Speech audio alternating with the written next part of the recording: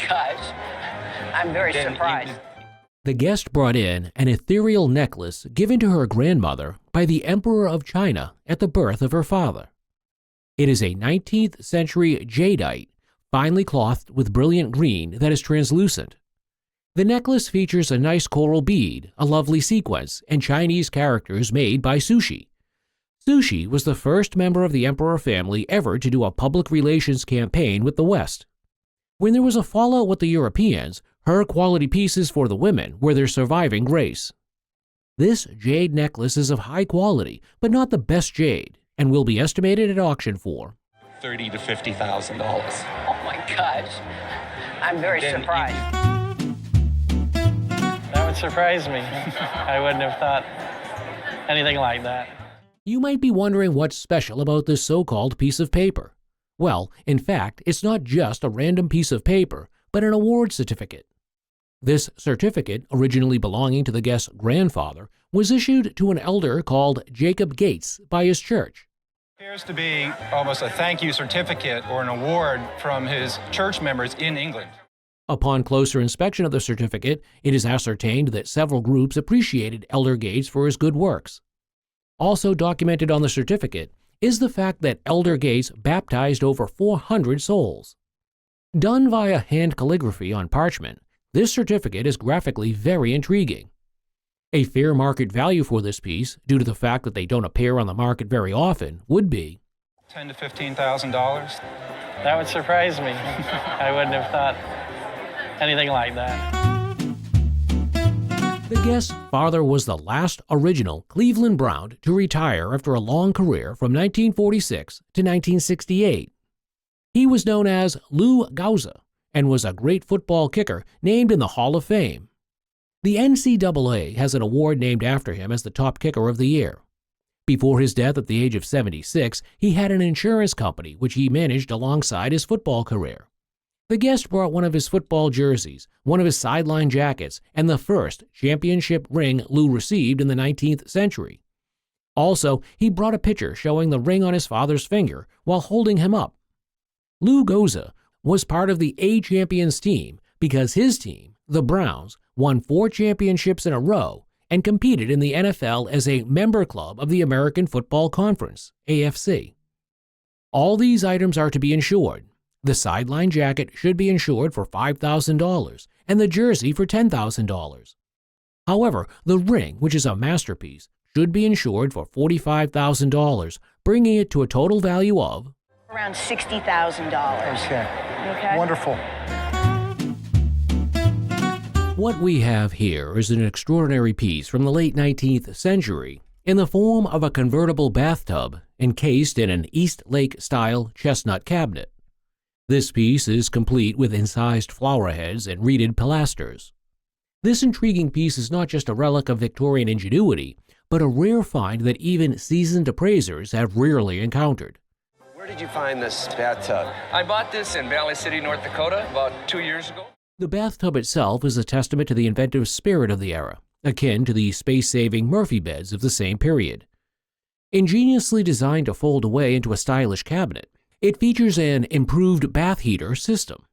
I mean, you can have thousands of people in one town and there'd be one bathtub. So this is pretty amazing that this one survived. It would have been made for probably a wealthy family. Given that this convertible bathtub showcases the evolving history of hygiene, it will auction for $3,500. And what'd you pay for it? $25,000. $2,500? Good for you. Good job. Thank you. The guest brought in 2 fine pieces of art, a pitcher and a plate, for appraisal. These are Picasso ceramics made in 1946 when Picasso was in residence in the south of France.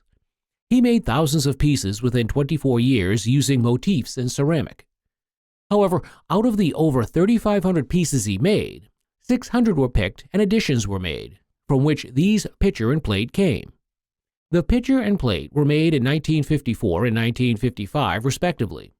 Furthermore, the pitcher has a beautifully designed body, and at the bottom is a mark and signature. But there are noticeable chips at the edges of the pitcher. Therefore, it would sell at $5,000 to $7,000 at an auction. However, the plate is in good condition and has the same mark and signature as the pitcher, and at an auction would be worth 12,000 and 15,000. Oh, that's interesting. I would have thought the picture would have brought more. Acquired by her great-grandmother and passed on to her, this guest is on the show with a beautiful necklace for appraisal. The piece was made by Trevor Arthur and Mobsons and was later acquired by a French company. They designed much jewelry, especially for movie stars, and called them reflections. But the necklace had diminished in value because it's been repolished and would only be worth around $1,000 to $1,500. The other piece is a beautiful ballerina brooch by Van Cleef & Arpels in New York. It features a rose-cut diamond head, and its body is made of diamond and sapphire, purely glazed. At the back is a signature, so at an auction, this piece would fetch How's $8,000 to $10,000? Sounds pretty good. The guest brought in a mysterious box bearing a plaster head with human eyelashes and a strange-looking human hand. Willie Sutton was a famous bank armed robber always in and out of prison, and these were what he used in an attempted breakout. History had it that he robbed over 100 banks and escaped from prison 3 times, and he used this dummy head and hand. The prison was run by the guest's grandfather, who kept the box in Camp Hill Prison until he retired after Sutton was released. Sutton made the dummy with human hair from a barber shop, and the same with the eyelashes, even though how he got the pigment is not known. In August of 1941, the escape attempt happened, but he later escaped and became the 11th person to be added to the FBI's most wanted list in 1950. Most of the escape tools used by prisoners are usually owned by the prison or prison museums, hence do not come up on auction tables. However, without the box and the provenance of the label on the box, it is just a head. So a conservative estimate at auction would be $2,500 to $3,500. Wow, that's nice. The guest brought in a fantastic-looking clothes dresser from about 30 years ago. With beautiful woodwork designs on the door, this old clothes dresser was used for keeping linens, blouses, and trousers in the 17th century. Since more value is placed on such items if they are American instead of British, it's important to find out if this clothes dresser is American. Firstly, the side wood fringe along the top is hardly seen in American pieces. Secondly, looking inside the cross-border drawers, the size is thin and made of English oak from the Georgian period.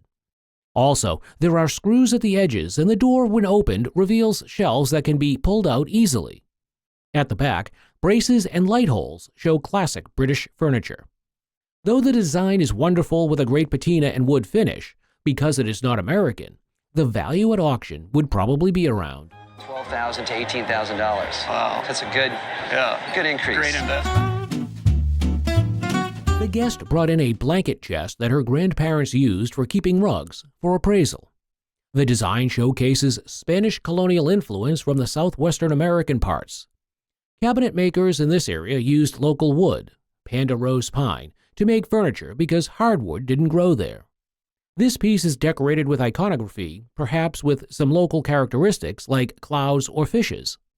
Hence, the starfish carving designs on the body of this furniture.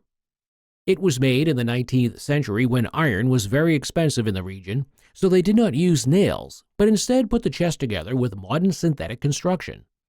With pegs or pins, they held the joints together, but pieces of iron were used for the clasps and hinges, which a blacksmith would have had to make. This kind of furniture is rare in the market and has a conservative estimate of $3,000 to $5,000. That's nice. This guest brought a painting that used to be in his grandmother's house. It is from the 40s and the artist's name is J. Clinton Shepard. Shepard was an illustrator and this was one of his best paintings. The painting looks scary as it features a hunter with his gun, sturdy boots, and headlights. At an auction, a reasonable estimate for this painting would be Between $5,000 and $7,000. Okay, great. The guest bought this print at an auction for $15 and has kept it rolled up in his house. There is a noticeable flaking at the edges of the print, which is why it has been rolled up for a long time. Made from different sheets and printed on different sheets of paper, the print is then mounted on linen and hung on a stand.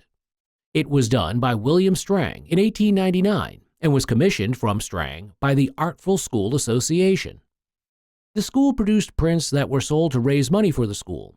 It is done as an art and crafts style, but the condition issues would be expensive to fix. Once fixed, a retail value would be around for about $1,500. This guest brought in a bat buckle she purchased in Pennsylvania for appraisal. The stones are considered as paste, and it is a belt and sash buckle.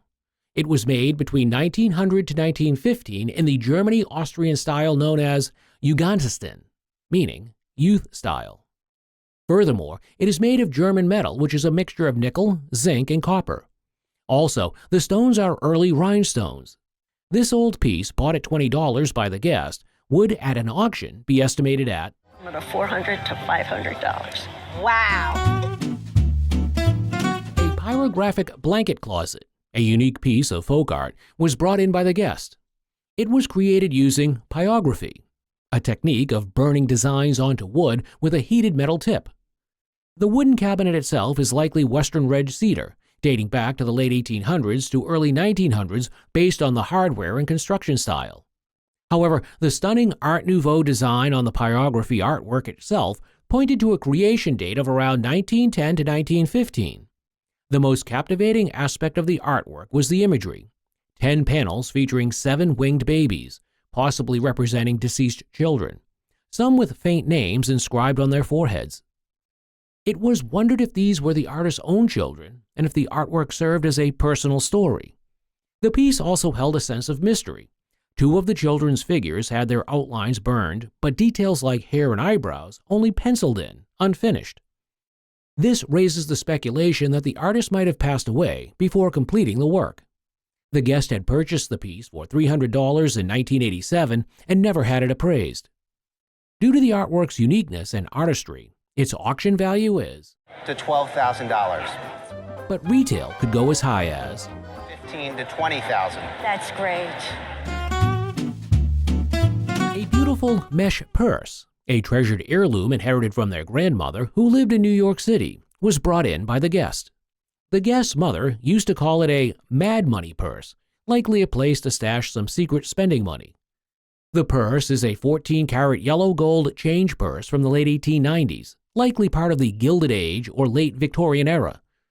These purses were popular at the time, but this particular example was in excellent condition, with the intricate mesh intact and the clasp mechanism functional, uncommon for such vintage purses. The most striking feature was a large 10-karat amethyst stone adorning the top. The amethyst, a beautiful violet gemstone, added a touch of luxury to the purse. The purse also had a hallmark identifying the maker as Carter Go Company, a renowned jeweler from Newark, New Jersey. Carter Go Company was a well-respected firm that produced high-quality jewelry during the late 19th and early 20th centuries. Having a hallmark from this prestigious maker added significantly to the purse's value. Considering the gold content, excellent condition, and prestigious maker, the estimated retail value of the purse is $5,000 and $7,000. Wow. Hoo-ha. This unique heirloom, a book-form watch, has been in the family for 5 or 6 generations, dating back to their great-great-great-grandmother, who was from France. The watch is a type from around 1860, featuring a compartment that could hold not just one photograph, but a small family portrait with spaces for 3 pictures. This personalization added sentimental value to the watch beyond its mechanical function of keeping time. Based on the watch's condition, in its current state, it's estimated to be worth $4,000 to $6,000 at a show.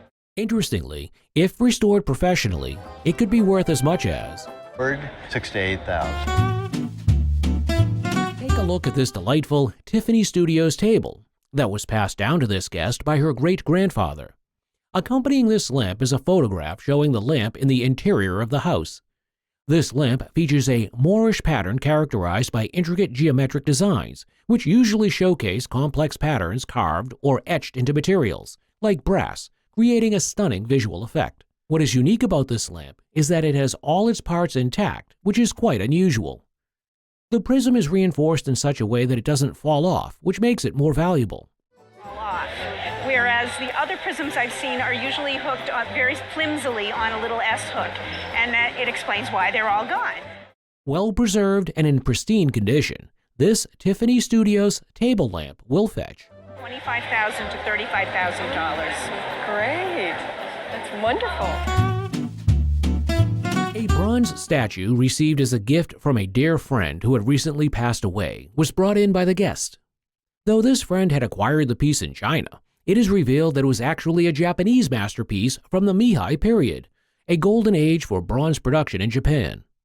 Unlike typical Chinese bronzes featuring gods and warriors, this statue depicted a serene Japanese fisherman with a fish triumphantly dangling from his line, reflecting the Japanese aesthetic preference for everyday subjects. The exquisite detail extended to the 24-karat gold trim, making it a highly valuable parcel-gilt bronze. An inscription hidden on the statue's base provided the key to its origin: the B.J.O family, a renowned bronze maker dynasty in Japan. This prestigious maker's mark, along with the statue's condition, significantly boosted its value. The statue wasn't just a decorative piece, it was a testament to the artistry of the Meiji period and a valuable heirloom for the guest. Despite a slight dip in the market, the estimated value of the statue is $3,000 to $5,000 estimate for its sale. Wonderful. A guest shared a fascinating family heirloom known as the Tiffany pitcher, dating back to the 1850s. This exquisite piece was presented to his great-great-grandfather, who was a mate on the riverboat Nomini. When a child fell overboard on a charter boat, the guest's great-great-grandfather heroically saved him, and as a reward, the passengers collected money and commissioned Tiffany & Company as a token of their gratitude. The appraiser praised the documentation of the piece's history, noting it as one of the most interesting examples of presentation silver. Typically, such items are awarded for sports events, retirements, or marriages, but a life-saving act makes this pitcher a unique trophy. The intricate repose chased scene depicted the dramatic rescue, complete with a depiction of the steamboat Nomini and its name engraved on the wheel, adding to its romantic and historical allure. The front of the pitcher features an inscription with the date and the name of the boy who was saved, enhancing its provenance. This piece held significant interest for collectors of rare American silver, particularly those with a focus on Tiffany silver and early American craftsmanship. Despite some damage, including a bent foot and lead obscuring the maker's mark, the appraiser confirmed its authenticity due to the well-documented history and photographs in a family book. Initially estimated at $4,000 to $5,000, the appraiser suggested that with professional restoration and careful polishing, the value could increase to $5,000 to $7,000, perhaps even as much as $8,000. Wonderful. Thank you. The guest clutched a beautiful doll in their hands, a lucky find from a local thrift store for a mere $15. Tucked with the doll was a charming note, a handwritten story attributing the doll to a Native American chief's wife who crafted it in 1885 for a doctor's wife. While the note is intriguing, some details were likely embellished. However, the note did hold significance and offered clues to the doll's origin. Upon closer inspection, the doll is identified as a representation of the Brule Sioux woman, a tribe from the Dakotas. The doll's exquisite craftsmanship made this pretty obvious. The intricate beadwork, the details on the moccasins, and the traditional clothing all pointed towards a depiction of a high-status woman within the Brule Sioux community. But the most surprising aspect of the doll was its condition. It appeared almost untouched by time, with clean materials and vibrant colors. This is attributed to careful storage over the years, suggesting the doll had been treasured by its previous owners. Dating the doll to the early 1880s, the piece holds historical significance, particularly when considering the note's context. The combination of the doll's quality, age, and potential connection to a bygone era within the Brule Sioux tribe made it a highly valuable collector's item. Taking all these factors into account, the estimated worth of the doll at auction is I think you're talking $3,500 to $4,500 if the doll came up at auction. Really? It's a great thing. We have here a beautiful Rookwood pottery piece inherited from the guest's father-in-law. She had always admired it, but knew little about its history or value. It is a rare and valuable piece, a Rookwood pottery jug with a silver overlay by Gore Manufacturing. The Rookwood pottery itself was decorated with a hand-painted picture, likely by artist Harriet Wilcox, who was known for her whimsical designs.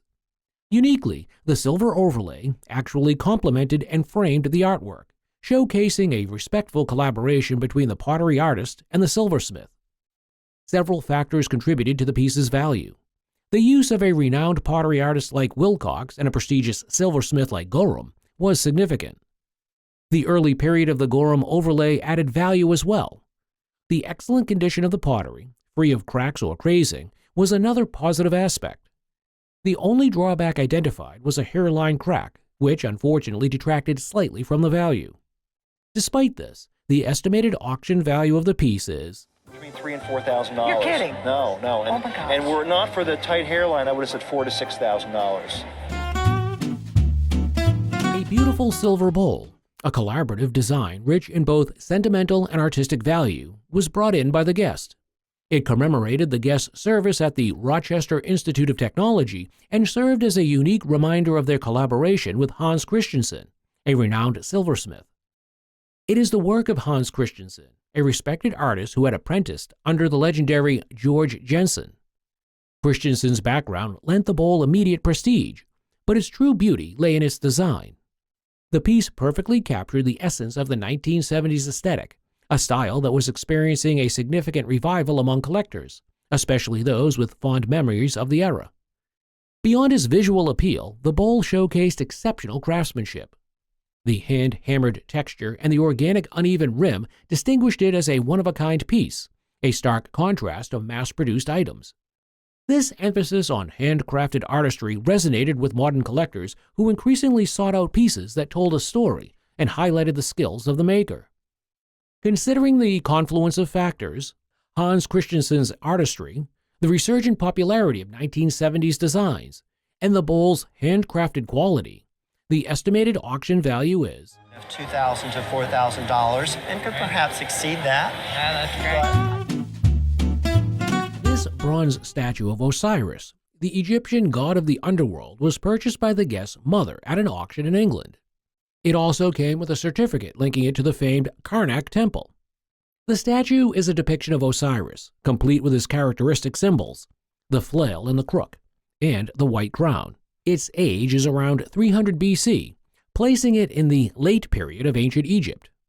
The statue was likely placed in a tomb to assist the deceased in the afterlife. While the statue held historical significance, it had some condition issues. The most concerning was bronze disease, a green and white corrosion that could damage the statue. While the guest has grown fond of the patina, there is need for professional restoration to prevent further deterioration. If the statue were in perfect condition, it would be worth $3,000 to $4,000, but in its current condition, it is worth $2,000. Thank you. The guest's mother bought a Georgian or Chippendale mahogany architect's table 25 to 30 years ago in New York, using it to prop up books. The appraiser demonstrated its features, including a lifting surface for oversized books or drawings, a pull-out and lift-up drawing or writing surface, and a storage compartment. It also has a candle slide and an inkwell. Despite some well-done restorations, such as replaced brass and a spliced edge, the table was valued at $5,000 to $6,000 range. Guess I ought to get it insured. A glance at this masterpiece of painting, and it could become your favorite. This item is an oil painting on canvas, and it is unframed. It beautifully depicts a cavalryman from the Napoleonic Wars in France. As ravishing as this painting is, however, it is a copy of an original done by Theodore Géricault. The painting is finished well, which suggests it is copied by another master painter. Now, I think your painting could be as new as 1970, 1980. It's really done with pretty meticulous detail. It's likely the painting was done as a sort of homage to Theodore, and it would be a great collection for many who love antique paintings or their copies. This painting, with all its allure, would fetch an auction price of maybe $100, maybe a couple $100. This painting represents the pinnacle of Native American style. It was drawn around 1955 by Woody Crumbo. Woody was a master artist whose work typically followed this style, but he was also skilled in painting portraits and other styles. His paintings are rarely available to private collectors, which significantly increases their value. This painting, like its creator, is a masterpiece, and if it were to come up for auction, thanks to Woody's reputation, it would retail at $20,000 to $25,000. This item is so realistic that one would not realize it is a sculpture. It represents Mexican folk art in all of its magnificence. The sculpture was carved by a famed Mexican artist named Manuel Jimenez Ramirez. The sculpture is called an alebre, which represents Mexican fantastical creatures. Born in the early 20th century and lived up to 2005 and became famous for these carvings. His animals are these animated, dynamic figures. It was carved around the 1990s, and it demonstrates peak expertise due to its realistic appearance. The animal sculpture is quite large, and it takes a level of know-how to create this. This beautiful Mexican folk art sculpture in today's market would auction at $800 and $1,000. Oh, wow. The guest brought in an optic box that her father bought in California for appraisal. Joseph Connell was the artist who made the shadow box in the 1980s in New York. He was a realist and was into Osirism, which accentuated all his works. Joseph lived from 1927 to 1972 in a house with his mother, and he would have taken broken pieces of glass or china and put them in a case. The artist had exhibitions outside of New York, even as far as the LA Gallery in 1962. These pieces in the box look like planets or the solar system, but there is no signature or mark on the back of the box. With authentication, this box would be worth a few $100s. Hence, it should be checked by the catalog people who are collecting all Joseph's works. If this box is authenticated as Joseph Connell's, at an auction, it could fetch $100,000 to $150,000. $100,000 to $150,000. Oh my God. Wow. Yeah. German crafts are well known for their durability and uniqueness, and the same surely can be said about these unique-looking beer mugs. Actually called beer steins, these pieces are referred to as character steins. Probably shipped into the U.S. to be sold, the quality of these steins is so high. 4 out of 5 steins were crafted by a company called Scheerholz around 1900. It is referred to as Scheerholz. The technical name is Plaue, P-L-A-U-E. And they're hand-painted porcelain works. The items vary, including the drunken monkey, the pig, and the sad radish. There's no way of identifying who made the 5th item, which is a salt-glazed stoneware. These items, which are really terrific and whimsical, individually would be valued at In the $300 to $500 range a piece. They're so whimsical and entertaining. I'm really pleased that you came. Thank you very much. This collection of Native American artifacts is a captivating journey into the past, each piece telling a unique story of cultural heritage and craftsmanship. The Plains model cradle, which is the first purchase, is a charming relic from about 1890. Its little doll is a delightful touch, and the cradle's value has been significantly appreciated. Probably Dakota. It has the little doll, which is very nice, and probably, I think about $800 to $1,200 would be the value of that today. Next, the Tlingit Northwest Coast Shaman's Rattle, known as an oyster catcher rattle, stands out with its intricate design. Although this piece turned out to be a reproduction, it is still valuable. $75,000 or $100,000. The Woodlands Belt Cup is a true gem, likely from the 18th century and possibly of Iroquois origin. This piece features a detailed vignette of 2 beavers flanking a pine tree, suggesting a clan symbol. Its rich patina and exquisite craftsmanship are indicative of a piece that has been used over long distances.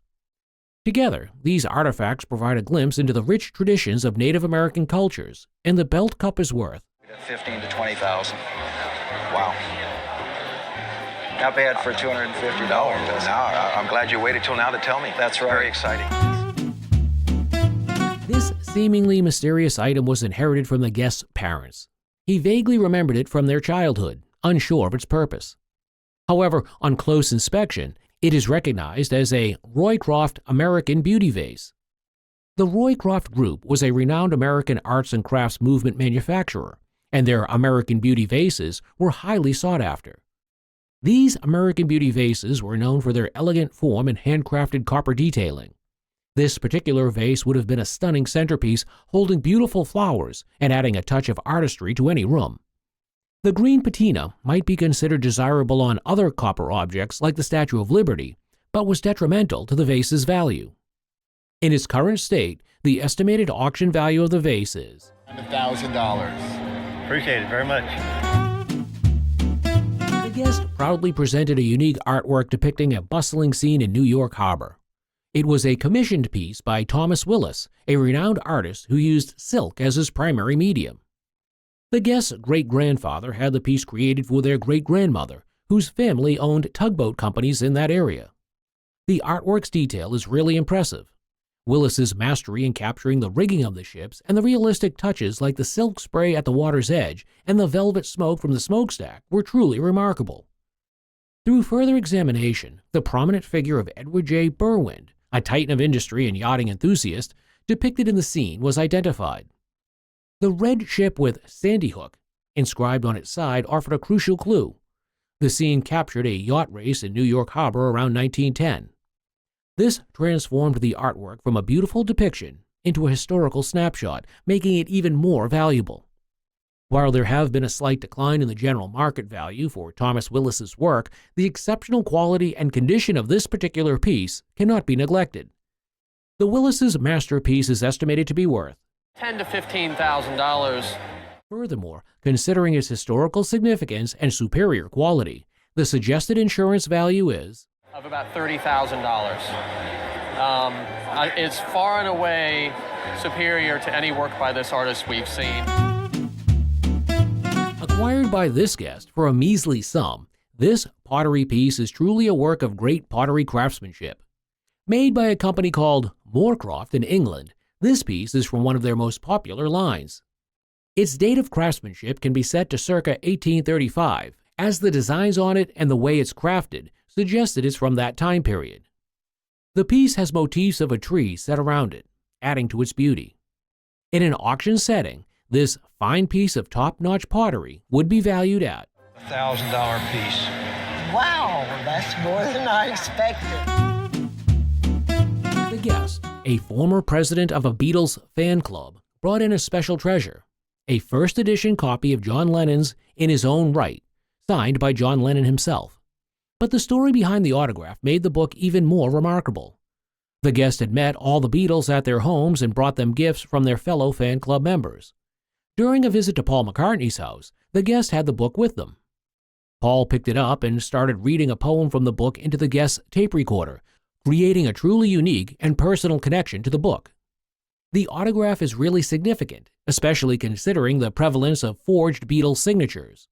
However, the fact that the guests had witnessed John sign the book and had photographic evidence of their meeting with Paul McCartney reading from the book made the provenance of the autograph undeniable.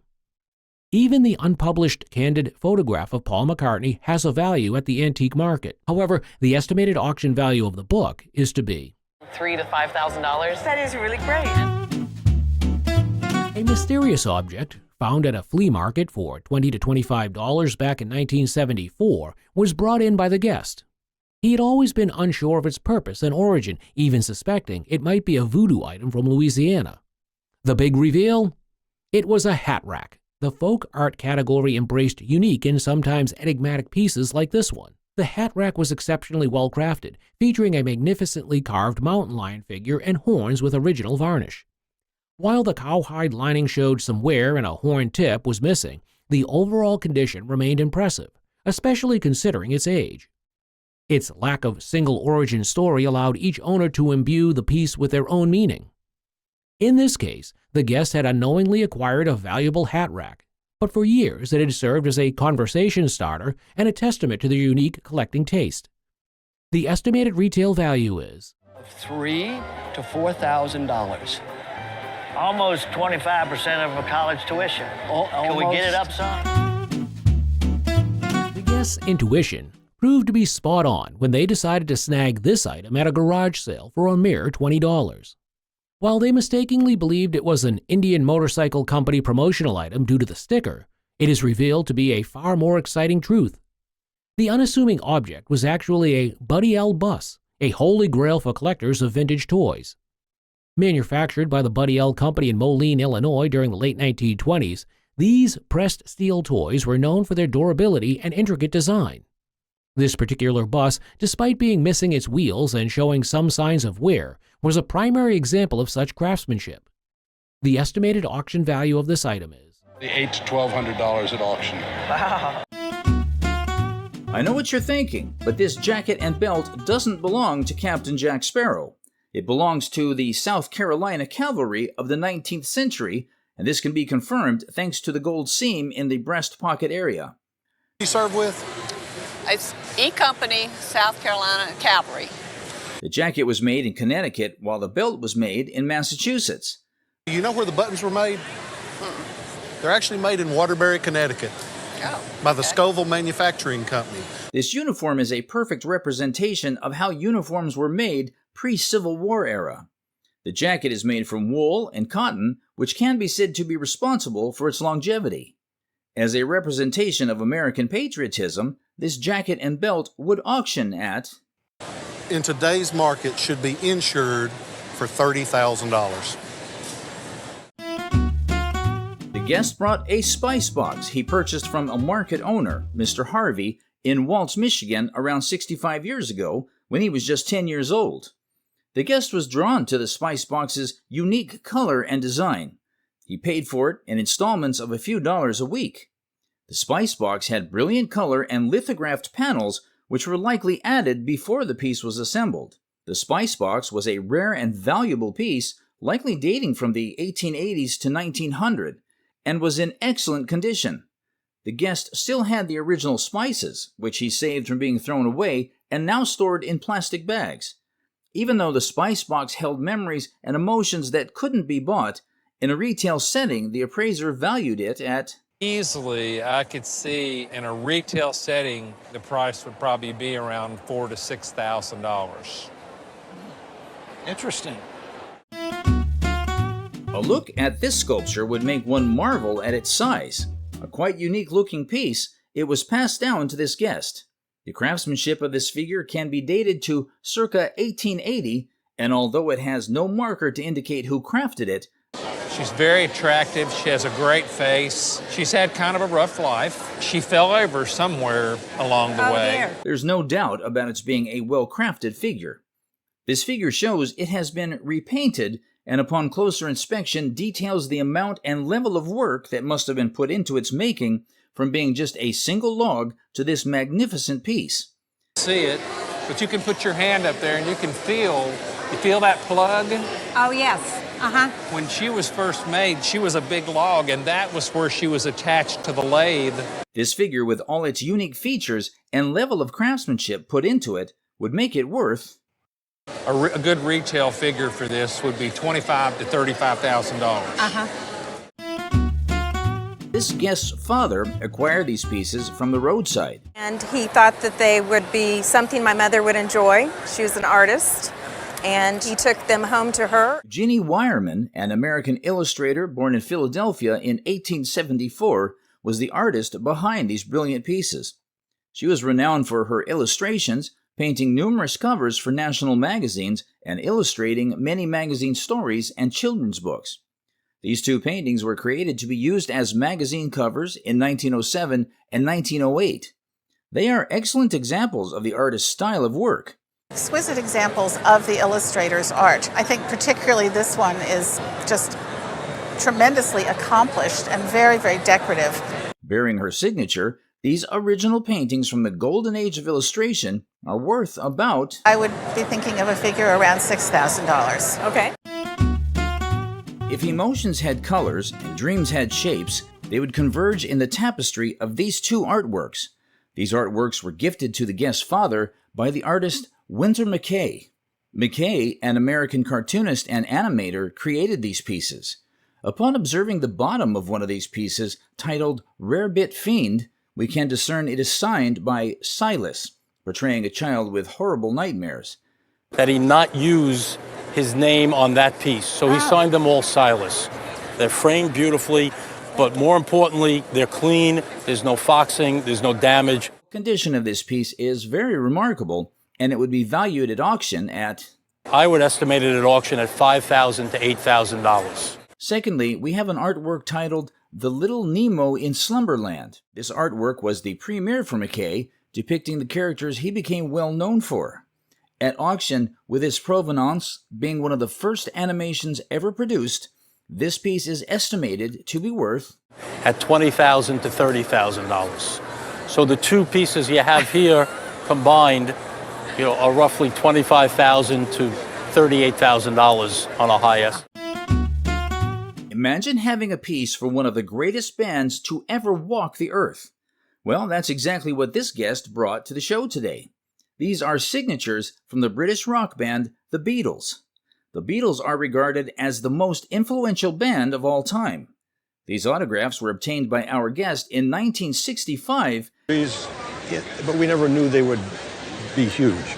You have a newspaper clipping here that shows them in the locker room. Right. And we see the signatures from some of the group's most notable members, which are well done and strongly executed. Autographs from one of the most loved bands ever are sure to be in high demand and would be worth... Fair auction estimate would be between $5,000 and $6,000 for the set. Presented with this monumental book, which was purchased by this guest from a friend who is a book dealer. The author of this book is Margaret Mitchell, an American novelist and journalist. We also have a couple of letters received by the guest when Mitchell wrote back to him. Dated 1947, these letters were a response to the guest's inquiry to Mitchell about floor plans and architecture. To write the famous writer and ask her some very impertinent questions. Probably, you're right. Also included a brochure while sending the letters. As you point out, to send you this book that was actually published after the first edition of the book, not simultaneously with it. The book is authentic and was published in May 1936 as one of the first editions. At auction, this well-preserved collection and an original from Mitchell herself would fetch a significant value of... At retail, at between $12,000 to $15,000. Guest purchased a mechanical bank from his aunt's estate for $4,500, a unique family item. It was a Jonah and the Whale bank made of cast iron, popular in the late 19th century. Mechanical banks were popular in America during this time, promoting thrift and values such as Bible teachings. The appraiser demonstrated how the bank worked, inserting a penny and triggering the mechanical whale to move. The guest paid a bit high for the bank, but it was still in exceptional condition with remarkable paint retention. This rare find in an excellent condition was valued at... Auction, a conservative estimate on this bank would be in the $6,000 to $8,000 range. Well, thank you very much. His daughter bought these pieces at an estate auction. You said your daughter found these? Yes, she bought them at an estate auction about 15 years ago. I believe she paid, I'm going to say in the neighborhood of $3.25 a piece for them. These unique pottery pieces were created by Charles Walter Clewell. Clewell was an American visionary metalworker and artist who developed a method for coating pottery with metal and treating the finish to produce a rich brown patina accentuated with shades of verdigris, blue, and orange. His work is firmly rooted in the arts and crafts aesthetic. Clewell pottery is exceptionally rare because he instructed that his formulas be burned after his death. He instructed his heirs to burn his formula so that it couldn't be replicated, and so the process is now lost. Making this unique process lost to history. These pieces showcase the artist's ingenuity, and it is uncommon to find a pair of Clewell pottery together. Requiring a bit of restoration, these pieces will be an auction special worth at least... A matched pair might bring $7,000 to $8,000. The guest inherited a table from her husband's grandparents who purchased it for $1,000.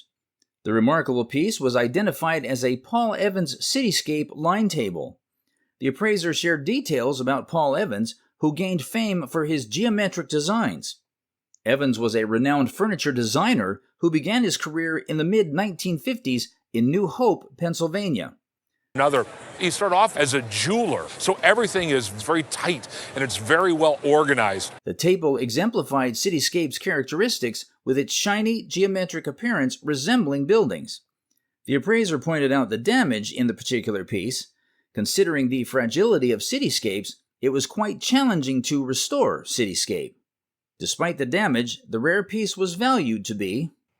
At auction today, this table's probably worth $6,000 to $9,000. Get out, really? Absolutely. Absolutely. Wow.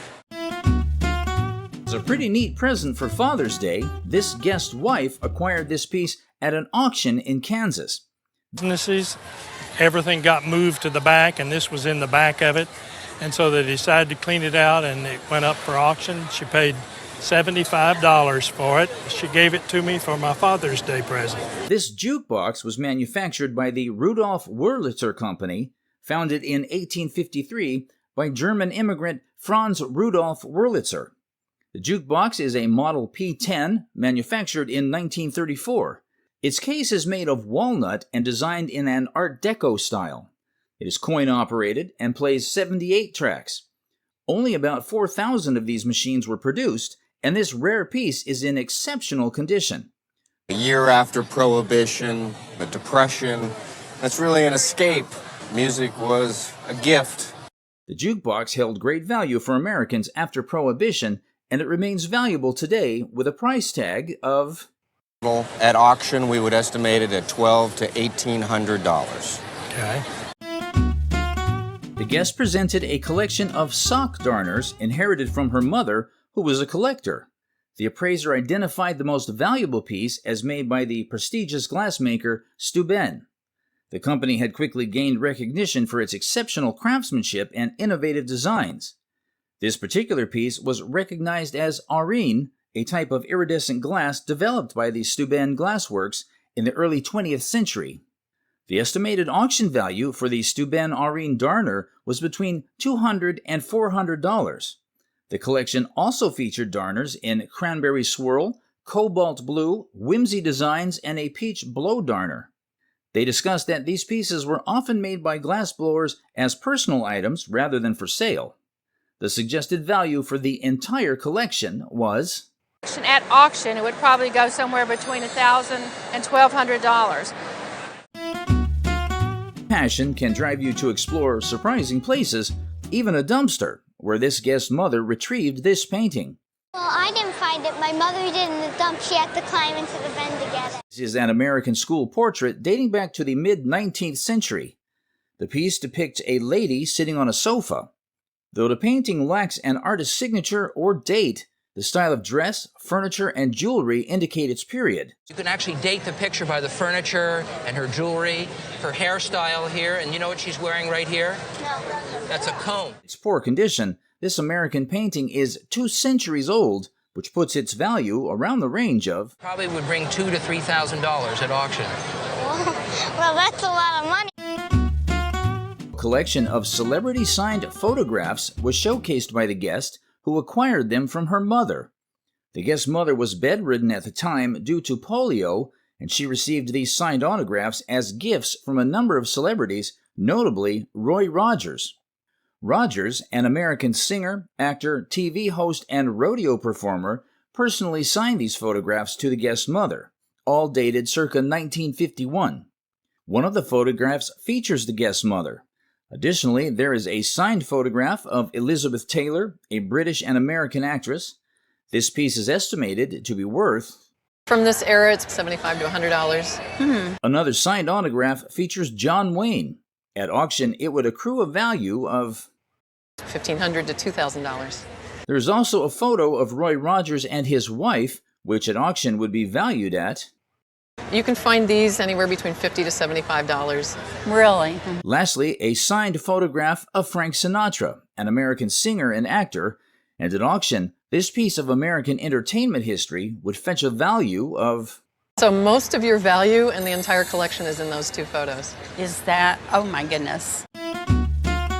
Antique artifacts can be very tricky, as this guest discovered when he acquired a fake Teco vase at a state antique auction. Teco pottery was produced by the American Terracotta Tile and Ceramic Company, founded in 1881. They are popularly known for their smooth, microcrystalline matte Teco green glaze. Although this piece has a very nice arts and crafts aesthetic, It exhibits many significant differences from an authentic Teco vase. The glazing is similar to that of Teco pottery, but is heavier than a regular Teco piece. Its bottom bears unusual ridges, and the Teco stamp on it isn't very convincing.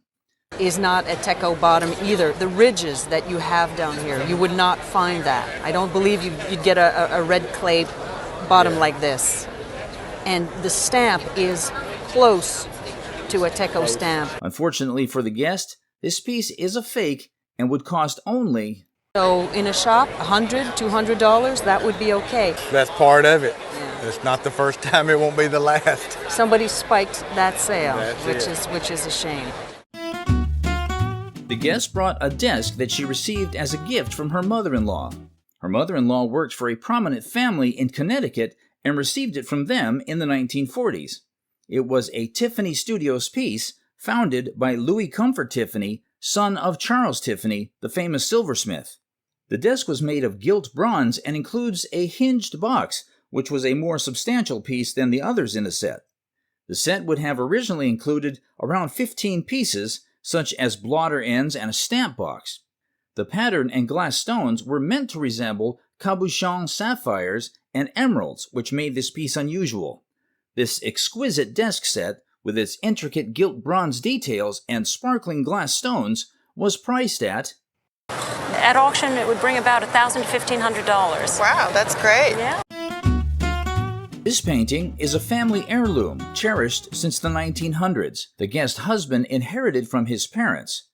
It was done by an artist named Nordfeld, who was a friend of my father-in-law. And you inherited this? Yes. When my in-laws died, then the paintings came to us. We have a couple of others of his works, too. This oil painting on canvas was created by Bror Julius Olsen Nordfeldt.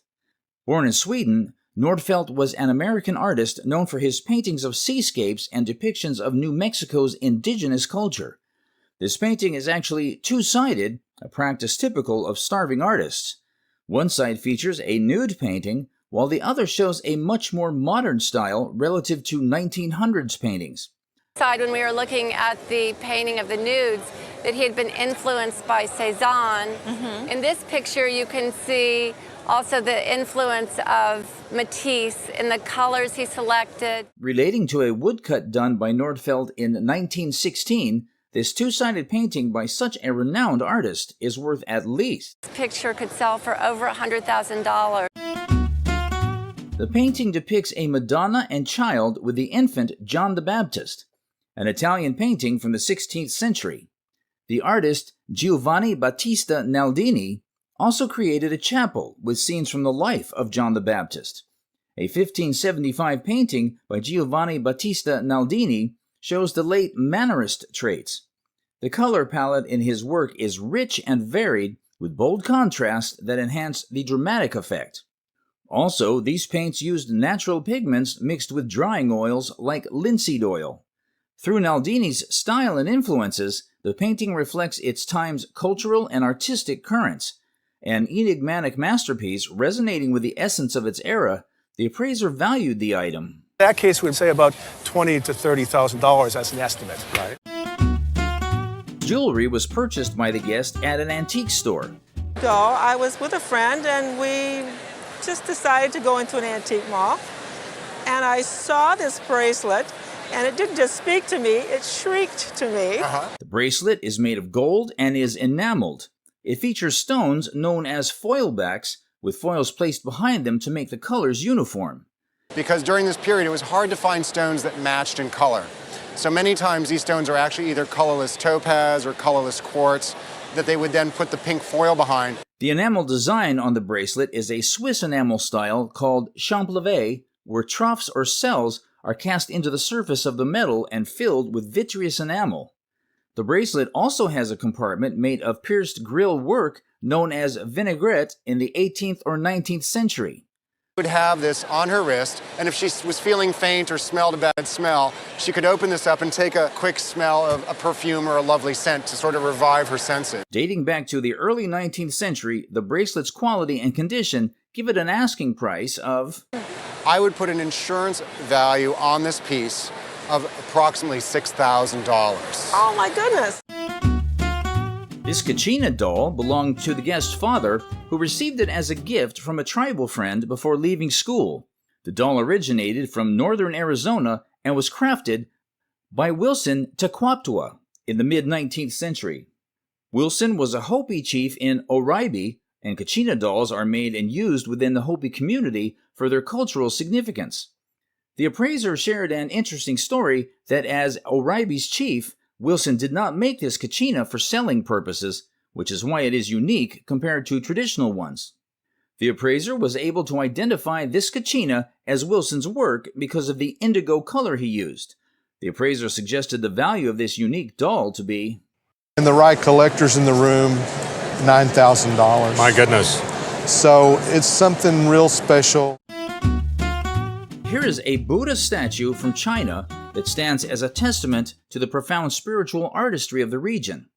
Crafted with meticulous attention to detail, the serene expression of the Buddha's face radiates a sense of peace and enlightenment. And it was coming via Malta, and that's all we know about it. What an extraordinary journey. Also, the intricate hand gesture is imbued with symbolic meaning, reflecting the rich culture of Chinese Buddhism. Couldn't understand it. He couldn't come to terms with it. So he went on this great journey to discover enlightenment. However, this statue exudes an aura of tranquility, making it a revered piece in any collection and is worth today somewhere in the region of 20 to 40,000 pounds. Purchased by the guest at a consignment shop in the 1980s, I like the looks of it, and so that's why I bought it. This beautiful garden landscape painting is one of the works of Aston Knight. Knight was a French-born American artist noted for his landscape paintings. One of his works, The Afterglow, was purchased by President Warren G. Harding in 1922 to hang in the White House. This painting is an oil-on canvas bearing the artist's signature and located in Paris. Dating back to the early 20th century, it is a great example of plein air painting. Plein air is a fancy French term which essentially means painting in the outdoors. The frame, although not original to the painting, enhances its allure, putting this piece's value at... I would insure it for $17,000. Wow. Her dad bought this in an antique store. A whalebone pie crimper and pricker from around 1850 would have been a common kitchen tool made of whale parts. Many people refer to it as whale ivory. These pins are baleen, part of the filtering system located at the back of the whale's throat. This is abalone, a piece that could have originated from anywhere. This pricker punctures pastry dough to release steam, preventing puffiness or sogginess. Adding a mermaid motif would enhance both the charm and practicality of the utensil. The pie crimper had a wheel or serrated edge for patterns, while the pricker had sharp points for piercing crusts. Adorned with intricate mermaid motifs, the whalebone pie crimper and pricker valued by the appraiser. A pre-auction estimate for this would be $6,000 to $9,000, and it could go up from there. Okay, that's great. Riddled with holes, it looks more like a rag. It belonged to Joe Washington, who played for the Baltimore Colts. It is from his most famous game in 1978, a Monday night football game against the Patriots. Guest was a 16-year-old ball boy for the Colts then, and Joe asked him to cut holes in his 4 jerseys before the game. They were tearaway jerseys to help him escape defenders. It worked, and he had an incredible game. Joe was involved in 3 touchdowns in the fourth quarter, throwing for 1, catching another, and running a kickoff back 90 yards. And to this day, only player ever to do that. To throw a touchdown, catch a touchdown, and return a kickoff for a touchdown. He wore this jersey during that game. Watching him succeed while wearing the jersey was fun for the guest. The NFL later banned tearaway jerseys, and he got the jersey from the locker room trash after the game. This impressive jersey can fetch a value. Insurance-wise, we're looking at $6,000 to $8,000 is right around what you could expect to place on this for insurance. Okay. Antique enthusiasts often get excited during an estate sale, which is where this guest acquired a collection of etchings. I'm addicted to estate sales, and And this is just one of my finds, actually. It's a fantastic group of prints. Made by the renowned Cuban artist Augustine Fernandez. Fernandez, a Cuban painter, sculptor, and multimedia artist, displayed his ingenuity and brilliant use of ink in these etchings. Some of the etchings even showcase his use of embossing design. You can see on this piece here and this one. Each piece was individually signed and dated by the artist in 1964. Printed by master printers in Paris, their high quality and bearing the artist's signature contribute to their collective value, estimated at... I think the estimate is more in the $4,000 to $6,000 range, and I really think it could sell for a bit more than that. Fantastic. An aspect of the arts practiced for decades was how this guest grandfather made his living with this barrel piano. Pulled it along the streets of Baltimore, and that's how he made his living. This barrel piano dates back to the early 20th century and is different from a normal piano in that it has barrels instead of keys. Capable of playing 8 different tunes, it has been preserved in the guest's family as an heirloom. In perfect condition, requiring only some tuning, it is estimated that it'll have an auction price of... Fetch between $2,000 and $4,000 if you were to ever sell it, which I know you don't want to because it's a family heirloom. Enjoy using it and let the world see it. Thank you. This woman brought a uniquely looking piece to the show, which is quite famous and known as 66 Signs of Neon. The sculpture was made by an African-American artist called Noah Purifoy. Purifoy was a visual artist, sculptor, and creator of the Noah Purifoy Outdoor Desert Art Museum. This uncanny-looking sculpture came about after the Watts Riot Uprising of August 1965. Involved in art in Watts, and so this really shook him and affected him deeply. And was composed using roughly 50 works of art made from salvaged materials. Interestingly, this sculpture can be viewed from every angle. And if we turn this and look at it in the full round, this really is a sculpture to be viewed from every angle, because at every single angle... A piece like this, which has significant meaning behind its construction and make, should be insured at... for $125,000.